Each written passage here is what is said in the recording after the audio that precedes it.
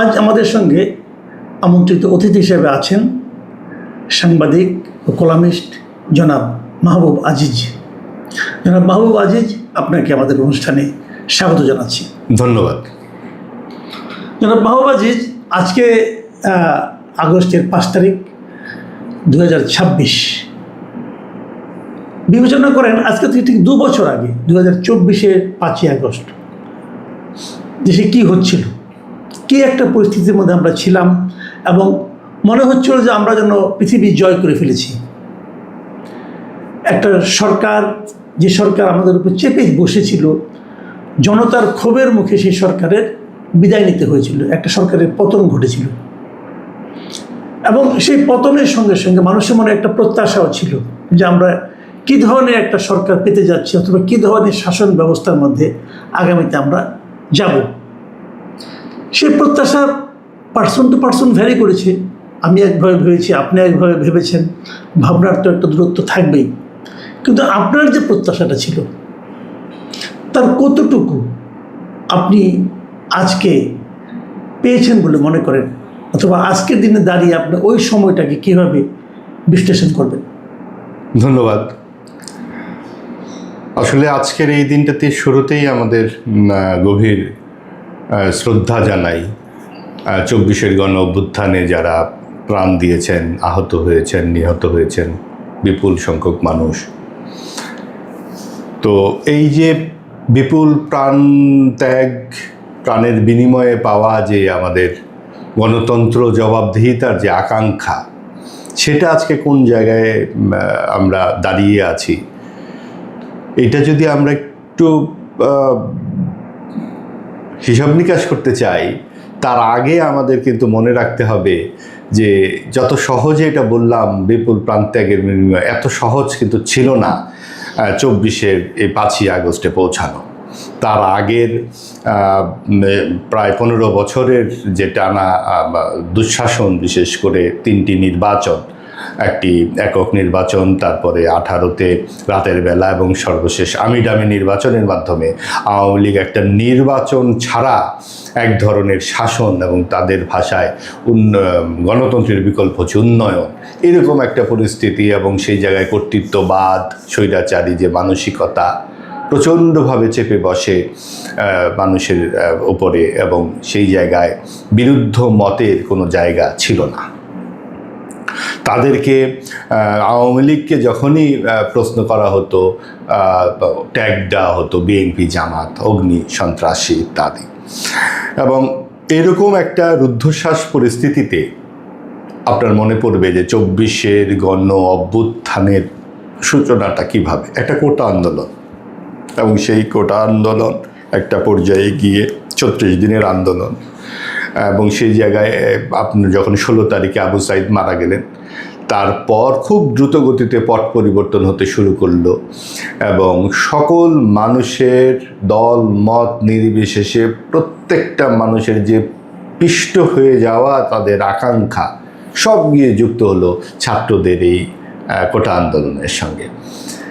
এবং এটা খুবই দ্রুত গতিতে আমরা দেখতে পেলাম যে পুলিশ যেভাবে গুলি ছুটতে শুরু করলো, লাঠিয়াল বাহিনী, আওয়ামী লীগের লাঠিয়াল বাহিনী যেভাবে মানুষের উপরে নিষ্পেষণ চালালো, মানুষের বাঁধ ভাঙা জোয়ারও রাজপথে তার চেয়েও বড় আকার ধারণ করতে শুরু করলো। তো এইভাবেই আসলে যেটা আমরা জীবদ্দশায় এত বিরাট একটি মানুষের জাগরণ আমরা শেষ পর্যন্ত 5ই আগস্ট দেখলাম, এবং শেখ হাসিনা পরাক্রমশালী বিরাট যে তাণ্ডব হয়ে বসেছিলেন, তিনি দেশ ছেড়ে চলে গেলেন 5ই আগস্ট। এই পর্যন্ত তো একদম ঠিক আছে সব কিছুই, কিন্তু তারপরে যখন আমরা যে জায়গাটাতে পৌঁছতে চাইলাম, যে মুক্তিযুদ্ধের মাধ্যমে যে দেশ আমাদের অর্জিত হয়েছে, সেই তখন থেকে গত 54-55 বছরে আমরা বারবারই কিন্তু রক্ত দিয়েছি। তার আগে 69-এ বলুন, 52-তে বলুন, পাকিস্তানের 23 বছরের ইতিহাস বলুন, প্রত্যেকটা সরকারই, বিশেষ করে মুক্তিযুদ্ধোত্তর পরে কোন সরকার মানুষের অধিকারের ব্যাপারে মুক্ত ছিল? কেউই, তারা সকলের যে অন্তর্ভুক্তমূলক সমাজের আকাঙ্ক্ষার প্রতি তাদের সমর্থন ছিল না।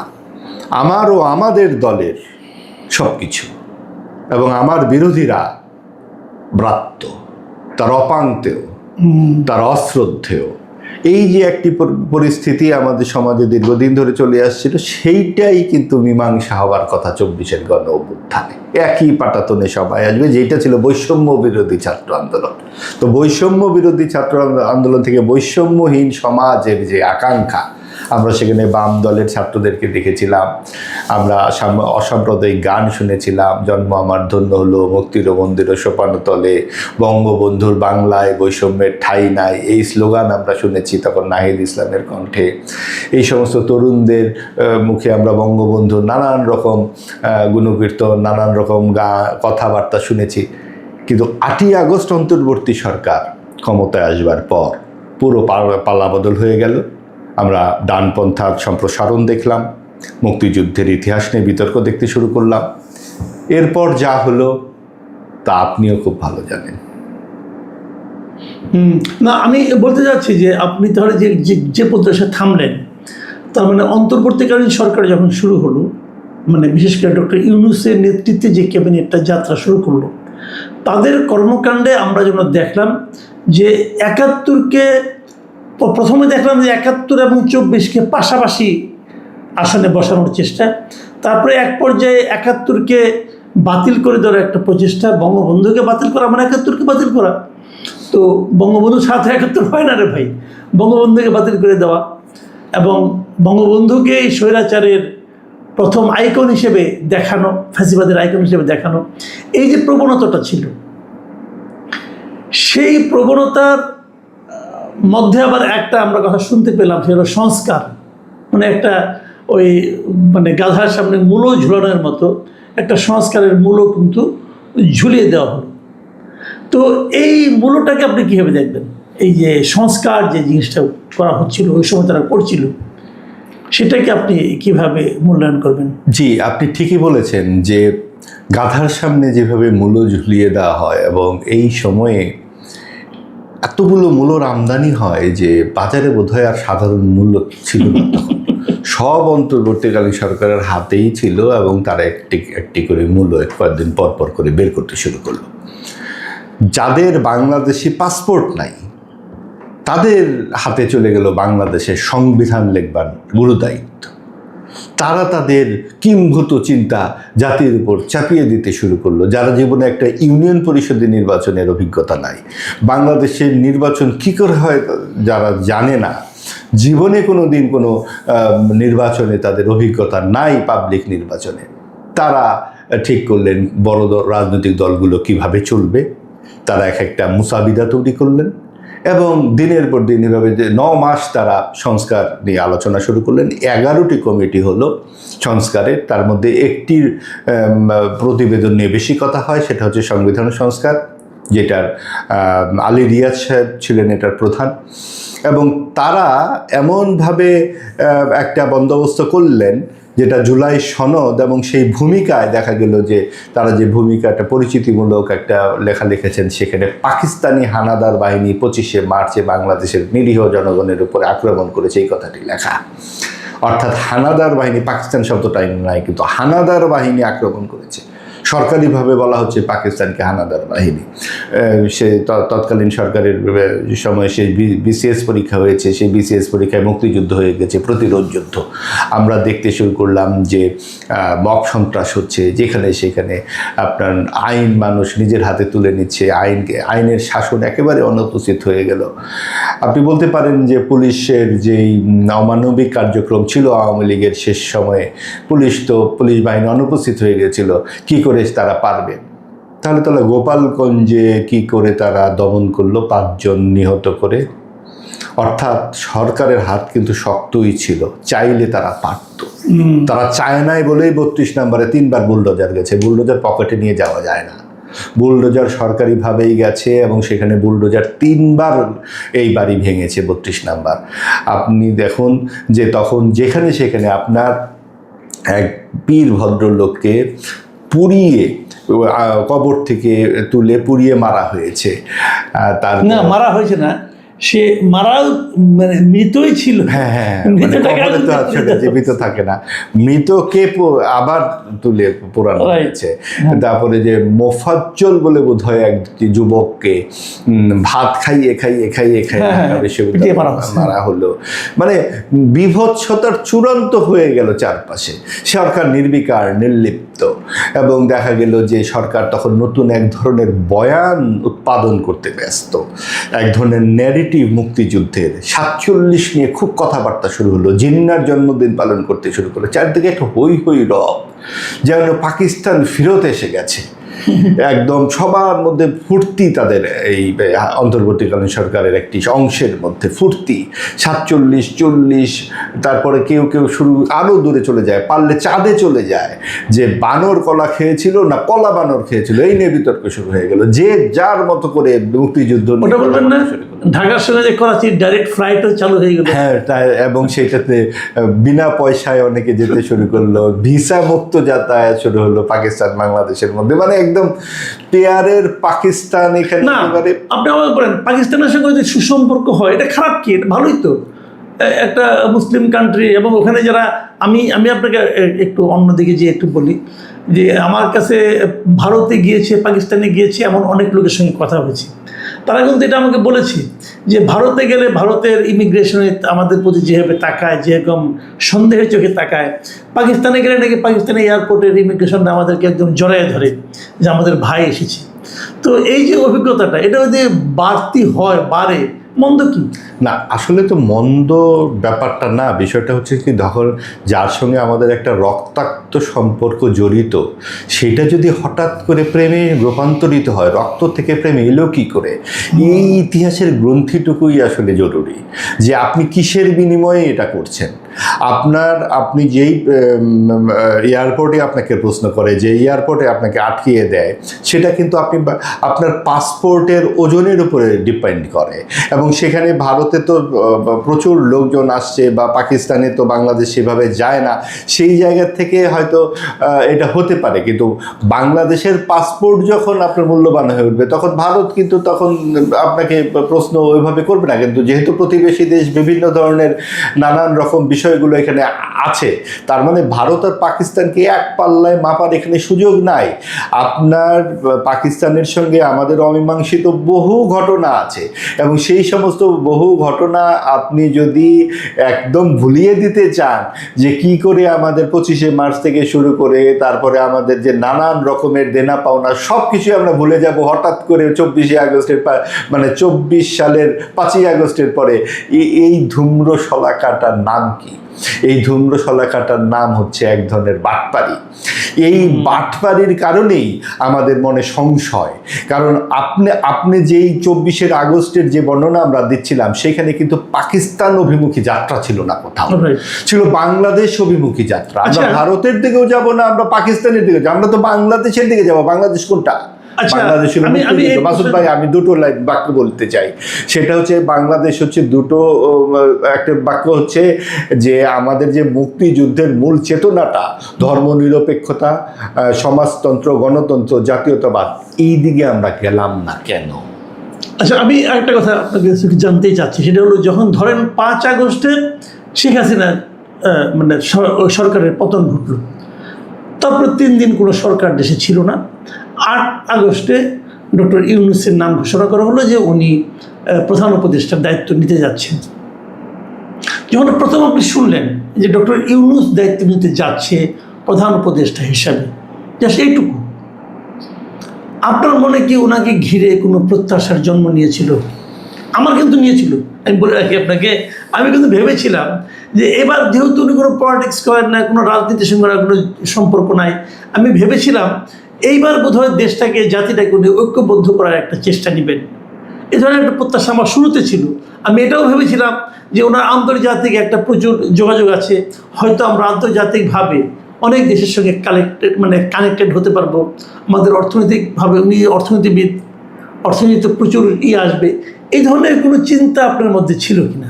আর থাকলে অথবা না থাকলে তারপরে আপনি কি দেখলেন?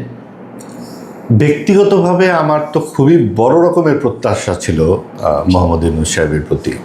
তার যে ট্র্যাক রেকর্ড, বাংলাদেশের যে প্রান্তিক মানুষদের সঙ্গে তার দীর্ঘকালের যে সম্পর্ক, বিশেষ করে নারীদের উন্নয়নের জন্য তিনি কাজ করেছেন।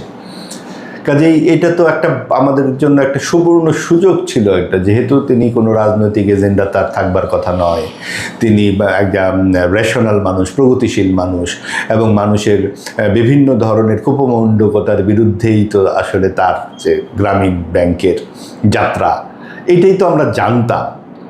এবং অন্যান্য যারা তার সঙ্গে ছিল সকলেই বিভিন্ন ধরনের সুশোভন কথাবার্তা এবং নানান ধরনের ট্র্যাক রেকর্ড মানুষের জন্য কাজ করেছেন, এরকমই তো ছিল। কিন্তু আমরা শুরুর দিকেই যখন দেখলাম যে তিনি বলছেন যে 32 নম্বর কেন ভাঙা হলো, তার মেয়েকে যে জিজ্ঞেস করুন, তখনই তো বোঝা গেল যে তিনি একটা বিশেষ রাজনৈতিক এজেন্ডা নিয়ে এসেছেন, যে এখানে একটা খণ্ড বিখণ্ড একটা ব্যাপার তৈরি করবেন এবং একটা বড় রকমের শক্তিকে অনুপস্থিত করে দিয়ে সেই জায়গায় একটা শক্তিকে জোর করে বসিয়ে দেবেন। সেই শক্তিটা হচ্ছে সাম্প্রদায়িক ডানপন্থা, এবং যেই শক্তিটাকে তিনি অনুপস্থিত করতে চাইছেন সেটা হলো মুক্তিযুদ্ধের পক্ষের শক্তি, এবং মুক্তিযুদ্ধটাকে তিনি রিসেট বাটন দিয়ে বন্ধ করে দিতে চাইলেন, উল্টা দিকে যাত্রা শুরু করলেন। এইটা তার মতো ব্যক্তির কাছ থেকে আমরা কী করে প্রত্যাশা করি? এবং আমরা পরবর্তীতে মিলিয়েছি, কারণ এত তো আসলে সন্দেহপ্রবণ নই আমরা। এক ধরনের আমাদের এক ধরনের শুভবাদী চিন্তা সবসময় কাজ করে সাধারণ মানুষের মধ্যে, যে একটা মানুষ, এত বয়স্ক মানুষ, তার আর কী চাওয়ার থাকতে পারে। পরে দেখলাম যে উনি যে কোনোভাবে নির্বাচনটাকে পিছিয়ে দিতে চান। তিনি সংস্কারের নামে এমন একটা কাণ্ড পারলে 500 বছর থেকে যাবেন, মানে অমর হয়ে যাচ্ছেন তারা। এবং তাদের যে নানান রকম তালবাহানা, এই তালবাহানাতে দেখা গেল তিনি ছাত্রদেরকে তাদের নিয়োগকর্তা বললেন, তিনি বললেন যে তারাই হবে শিক্ষামন্ত্রী, তারাই হবে ইত্যাদি। তার এই 18 মাসে তিনি একবার বলেন নাই ছাত্ররা তোমরা টেবিলে বসো, পড়াশোনা করো, তোমাদের জীবনের একটা স্ট্রাগল লাইফ দরকার। এই ছাত্ররা প্রাডো গাড়িতে চড়তে শুরু করলো, এই ছাত্ররা বিভিন্নভাবে মব সন্ত্রাস করলো, তাদেরকে কখনোই তিনি কোনো সুবচন শোনাননি। বরং যারা গালিগালাজ করেছে তাদেরকে জাতীয় বীর বানিয়ে জাতীয় কবির গোরস্থানে তাদেরকে দাফন করার ব্যবস্থা করেছেন। এটার মানে কি? আমাদের যে এত শত শত বছরের যে আমাদের যে পারম্পর্য, আমরা যে পারস্পরিক সহমর্মী একটা সমাজ, অন্তর্ভুক্তিমূলক সমাজ, সেই সমাজ তিনি ভেঙে গুঁড়ো গুঁড়ো করে দেবার চেষ্টা করেছেন। আচ্ছা, এই তারপরে একসময় উনি নির্বাচন দিলেন, আমরা দেখলাম 1.5 বছরের মাথায় এসে নির্বাচন দিলেন। অনেকে এমনও বলেন যে আর্মির চাপে উনি নির্বাচন দিতে বাধ্য হয়েছেন, কারণ আর্মি চিফ আগে বলেছিলেন যে 18 মাসের মধ্যে নির্বাচন দেওয়া সম্ভব, সেভাবে দিয়েছেন বলে অনেকে বলেন। যেভাবেই হোক না কেন নির্বাচনটা হলো। নির্বাচন হওয়ার পর মানুষের ভোটে, নির্বাচন নিয়ে অনেক আপত্তি ছিল যে ওখানে সবাই তো নির্বাচন করতে পারলো না, কোনো কোনো দলকে নির্বাচনের বাইরে রাখা হলো। তারপরে একটা সরকার আসলো। তো এই সরকারের আমলে আমরা কি দেখলাম, আমরা কি দেখছি, কি প্রত্যাশাটা ছিল আমাদের এই সরকারের উপর? এবং আমরা এটাও দেখলাম যে আগের সরকারের ধারাবাহিকতা যেন অনেকটাই এই সরকার করে চলেছে, বহন করে চলেছে। এই ধরনের কিছু দৃশ্য কি আপনার চোখে পড়েছে? দেখুন, এই 18 মাসের যেই ইউনূস সরকারের আপনার বিদায়ের যেই দরজাটি, সেটা কিন্তু খুবই সংখ্যাবহুল ছিল এবং এক ধরনের ট্যাগ অফ ওয়ার চলেছে, আমরা যতটুকু বুঝতে পেরেছি বাইরে থেকে। তো এটা আপনি যেমন বললেন যে সেনাবাহিনী চায়নি, শুধু কেবল সেনাবাহিনী নয়, দেশের মানুষের একটা প্রবল চাপও তো ছিল। এবং আপনি যদি তাদের বিকল্প কোনো কিছু ব্যবস্থা থাকতো, তারা তো এত সহজে যেত না। তাদের তো কোনো রাজনৈতিক দলই নাই। তাদের যে অতৃপ্ত বাসনা, এই ক্ষমতা কেন্দ্রিক বাসনাই তো আসলে জামাত, এনসিপি, এবং এইটাকে তারা চেষ্টা করেছিল পারলে ক্ষমতাতে বসিয়ে দিতে। সেটা তারা পারেনি বটে, কিন্তু যে আকারে বিরোধী দল আমরা দেখতে পাচ্ছি বর্তমান জাতীয় সংসদে, সেটা নানান সন্দেহ আমাদের তৈরি করে। এমন আমরা সরাসরি কারচুপি না হলেও এমনভাবে একটা বন্দোবস্ত করেছে তার অন্তর্বর্তীকালীন সরকার। সবচেয়ে বড় কথা হচ্ছে আওয়ামী লীগকে অনুপস্থিত করেছে 1 নাম্বার, এবং সেটা অযৌক্তিকভাবে।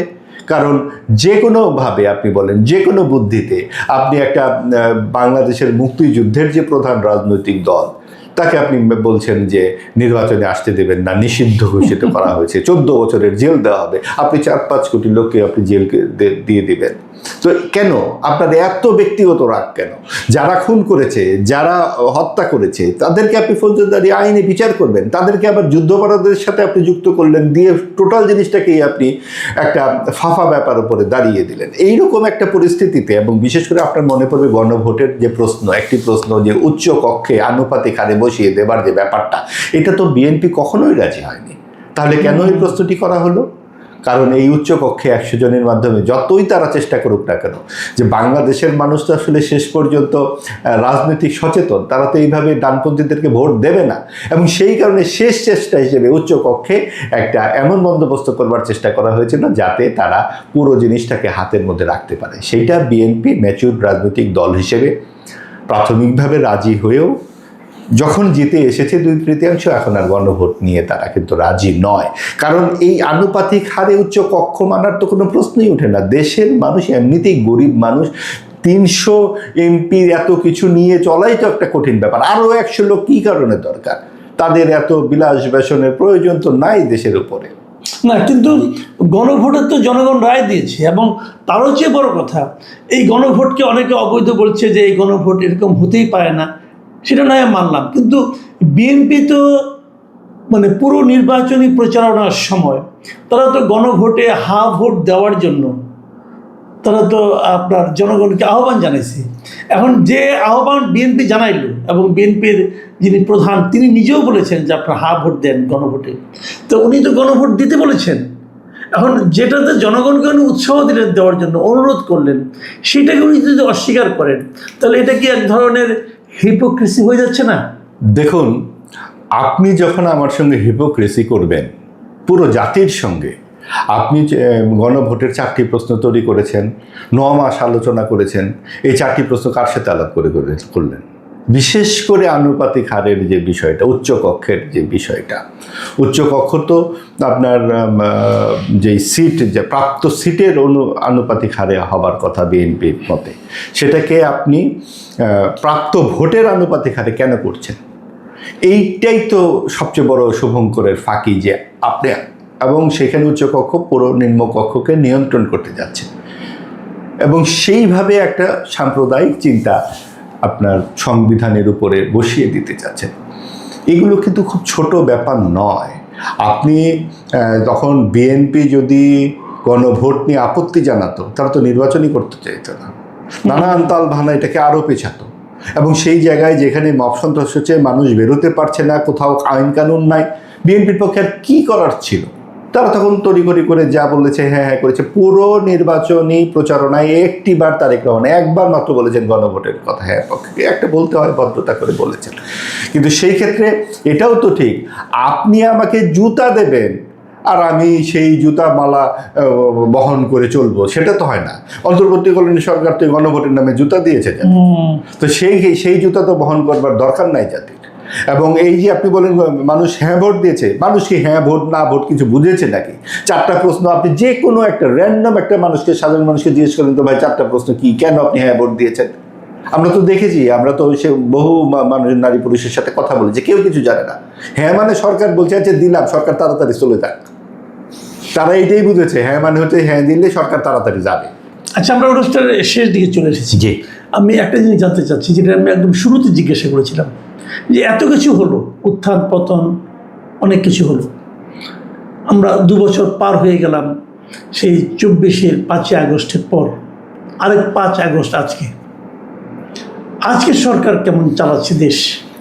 আজকে জনগণের মনে কি চিন্তা চলছে? আপনার কি মনে হয় যে কেউ এমনও ভাবছে যে আগেই তো ভালো ছিলাম? দেখুন, আমরা একটি গণতান্ত্রিক রূপান্তরের মধ্যে আছি। 24-এর এই 5ই আগস্টে আমাদের প্রশ্ন করা শিখিয়েছে। আমরা জেনেছি যে আসলে কেউ কারো রাজা নয়, আপনাকে যে কোনো প্রশ্ন করা যাবে। এই যে একটা বোধ, এই যে একটা বিশ্বাস মানুষের মধ্যে এসেছে, সেইটাকে আত্মসাৎ করেছে রাজনীতিকরা, বিশেষ করে অন্তর্বর্তীকালীনরা, যারা রাজনীতিবিদ হিসেবে আবির্ভূত হয়েছিলেন। এবং তাদের পরবর্তীতে এখন যারা এসেছেন, যারা আপনি খুব কম বয়সে প্রাডগাড়িতে চড়ছেন, নানান রকম লুটপাটের মধ্যে জড়িয়ে গিয়েছেন, এই তরুণদের সকলেই যে এরকম তা কিন্তু নয়। কিছু কিছু ভালো তরুণ নিশ্চয়ই আছে, আমরা তাদের প্রতি আসলে প্রত্যাশা করব। এবং যদিও আমরা দেখতে পাচ্ছি মব সন্ত্রাস এখনো চলছে, ভিন্ন মতকে দমিয়ে ফেলবার চেষ্টা করা হচ্ছে। আমরা এই গত দুদিন আগে আমরা দেখলাম কিছু জুনিয়র সাংবাদিক, তারা বলছেন, মানে 92 সালে সাংবাদিকতা শেষ করেছেন, 30 বছর অন্য ব্যবসার সঙ্গে জড়িত, কিন্তু তিনি নিজেকে সিনিয়র সাংবাদিক হিসেবে পরিচয় দেয়। তিনি বলছেন যে আওয়ামী লীগের বেনিফিশিয়ারিরা এখন আওয়ামী লীগকে আবার ফেরত আনবার জন্য কথাবার্তা বলছেন। তাদেরকে কালো তালিকায় করতে হবে, তাদেরকে শাস্তির আওতায় আনতে হবে। এই কালো তালিকায় করতে হবে, শাস্তির আওতায় আনতে হবে, এগুলো আওয়ামী লীগের ভাষা। আপনাকে এই যে তালিকা করবার ব্যবস্থাটা কি? কারণ আপনাদের ব্যবসা বাণিজ্য করতে হবে নির্বিঘ্নে। এই যার যার ব্যবসা বাণিজ্য করবার জন্যই তো ভাই ব্যবসার জায়গায় ব্যবসা রাখুন, রাজনীতির জায়গায় রাজনীতি রাখুন। এইটা থাকে না বলেই কিন্তু আওয়ামী লীগ এই লুটপাটের একদম রাজতন্ত্র চালিয়েছিল। সেইটাই এখন অব্যাহত আছে, বিভিন্নভাবে আছে। মব সন্ত্রাস আছে, আপনার অন্তর্ভুক্ত সমাজের যে আকাঙ্ক্ষা সেটা বাস্তবায়িত হয়নি। আপনি দেখুন, বিএনপি তাদের নির্বাচনী ম্যানিফেস্টোতে বলেছে, ইশতেহারে আছে যে আমরা ট্রুথ অ্যান্ড রিকনসিলিয়েশন একটা কমিশন গড়ব, এবং সেইখানে আওয়ামী লীগের যারা অপরাধী তাদেরকে বিচার করে যারা অপরাধের সঙ্গে জড়িত নয় তাদেরকে সমাজে পুনর্বাসনের পূর্ণ সমঝোতার জন্য চেষ্টা করব। সেই একই কথা জামাত বলেছে, এনসিপিও তাদের ইশতেহারে বলেছে। কিন্তু আপনি দেখুন নির্বাচনের পর এই বিষয়ে কি আদৌ কোনো কথা হয়? একটা সমাজে আপনি একটা বিরাট অংশকে অনুপস্থিত করে দেবার জন্য নানান কায়দা কানুন করবেন। আপনি বলবেন যে তারা খুনি, তাহলে আপনারা খুনিদের সাথে সংসদে আসেন কি করে? যারা খুনিদের লেসপেন্সার, জামাত ইসলামী তো পুরো জামাতে দেশের বিরুদ্ধে দাঁড়িয়ে গিয়েছিল 71 সালে। তাদের সঙ্গে আপনারা বসে এনসিপি আপনারা বিরোধী দল হচ্ছেন, এবং তারপরে আপনারা বলছেন যে তার মানে সেই একই কথা, চালনি বলে সুইতোর পেছনে ফুটো। আর আওয়ামী লীগের 17 বছরের রাজনীতিকে হিসাব আপনি করতে চান? শুধু কেন 17 বছরের হিসাব করবেন রাজনৈতিক হত্যাকাণ্ডের? এর আগে 21শে আগস্ট নাই, এর আগে আপনার ব্লগার হত্যাকাণ্ড নাই, রমনার বটমূল্যে হত্যা নাই, আপনার এরশাদের আমলে ট্রাক তুলে দেওয়ার হত্যা নাই, আপনার 70 দশকের বিভিন্ন ধরনের হত্যা নাই, জিয়াউর রহমানের হত্যাকাণ্ড নাই, বঙ্গবন্ধু শেখ মুজিবুর রহমানের পরিবারের 22 জন সদস্যকে নিয়ে যেভাবে মারা হয়েছে সেই হত্যাকাণ্ড নাই। গত 50 বছরের রাজনৈতিক হত্যাকাণ্ড থেকে কোন রাজনৈতিক দল দূরে ছিল? কাজেই আপনাকে যদি বিচারের ব্যবস্থা করতে হয়, সব অপরাধেরই বিচার করতে হবে। কিন্তু তাই বলে 24-এর গণ অভ্যুত্থান আমাদের টাটকা তাজা স্মৃতি, সেইটা থেকে দায় আওয়ামী লীগ অবশ্যই মুক্তি পেতে পারে না, এবং সেইটার বিচার অবশ্যই করতে হবে। কিন্তু সেইটা ঝুলিয়ে রেখে নানানভাবে নির্বাচন আসলে আসুন আমরা আপনাদেরকে রিকনসিলিয়েশনে নেব বলে ভোটটা নিয়ে তারপরে আপনি বিনা বিচারে 2 বছর ধরে সবাইকে আটকে রাখবেন, এটা গণতন্ত্রের ভাষা হতে পারে না। আমরা আমাদের জন্যে গণতন্ত্র আর আমার বিরুদ্ধ মতের জন্য নিপীড়নতন্ত্র, এই জায়গা থেকে বেরিয়ে আসি। জি, অনেক ধন্যবাদ জনাব মাহবুব আজিজ। আপনাকে ধন্যবাদ। প্রিয় দর্শক, আপনারা শুনলেন সাংবাদিক ও কলামিস্ট মাহবুব আজিজের বিভিন্ন প্রসঙ্গে, বিশেষ করে আমাদের এই জুলাই আন্দোলনের